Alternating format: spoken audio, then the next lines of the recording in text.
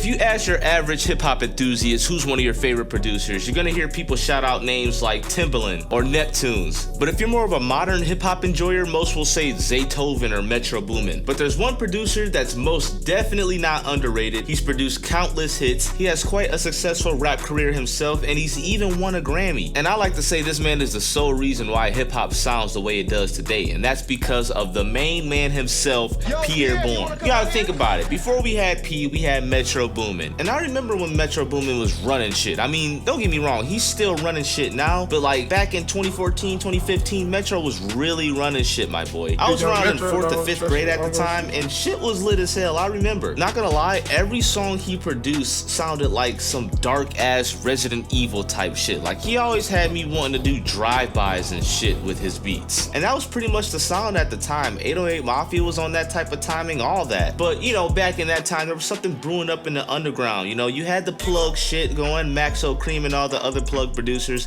That's all I know. They were on to cooking on their own type of sound too.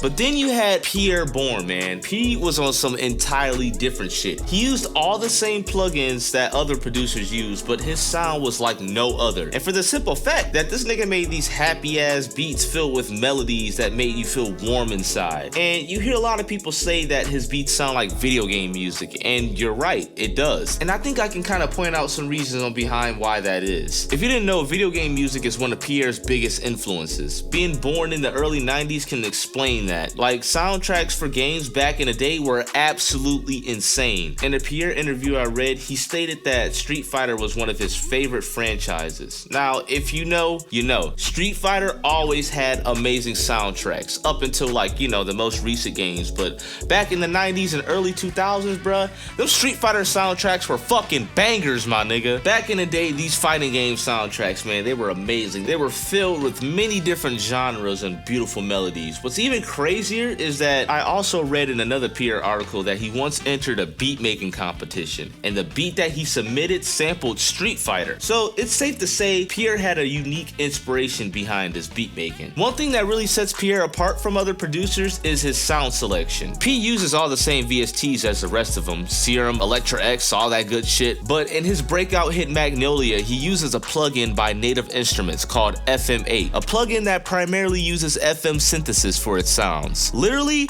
every sound, including the flute, came from this plugin.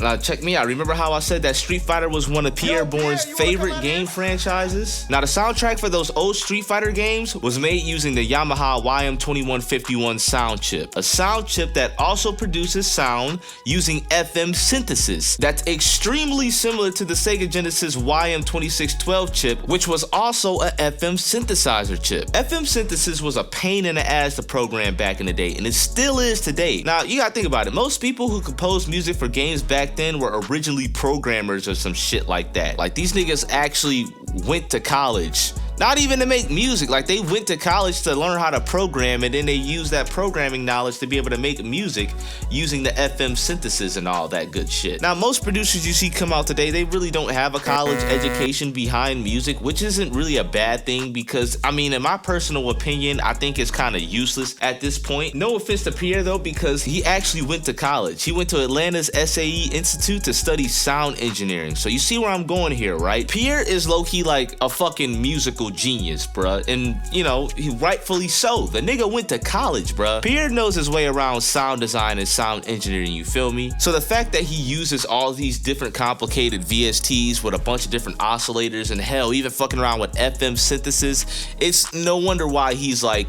quite good at it. I mean, the nigga went to college. But I think I can speak for all Pi'erre fans when I say that the most recognizable and iconic features about his beats is his use of sound effects. Now, don't get me wrong, almost every producer out here uses sound effects now, but Pi'erre Bourne, unlike most producers' sound effect selection, Pi'erre loves to keep the theme of like 90s video game style sound effects. Like, these sound effects are not just like the regular modern trap sound effects that you hear. Like, these are like some obscure ass sound effects that sound like they came out of an old 80s anime or some shit like that. You feel what I'm saying? Now, for all those who are wondering, why does Pi'erre's sound effects sound so unique? How did he get that retro video game sound sound with those sound effects?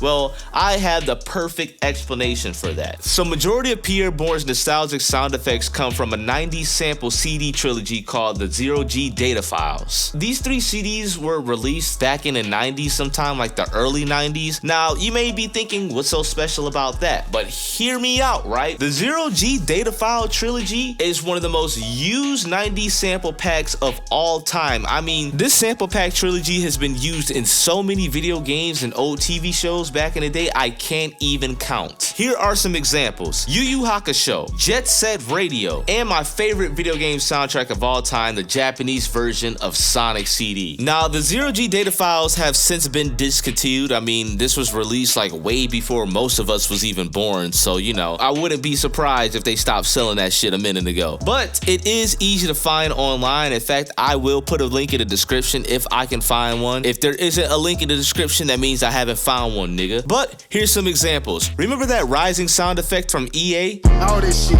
hoes, set a nigga up. That's effects number 51 from Zero-G Datafiles 2. What about Pi'erre's camera sound effect? 1 time free my folk, 2 times for my bro. That's effects number 61 from Zero-G Datafiles 1. And you can't forget about the legendary ray gun sound effect. They scream my name at the same time like Jinx.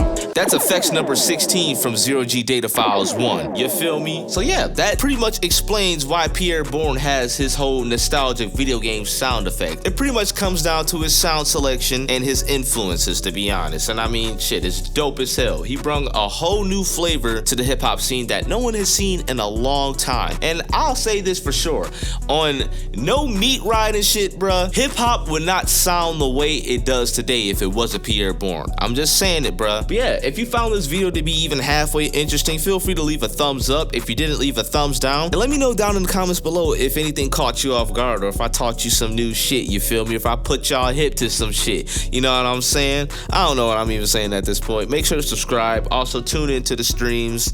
And yeah, peace out. Love y'all niggas. Go make some good beats or something.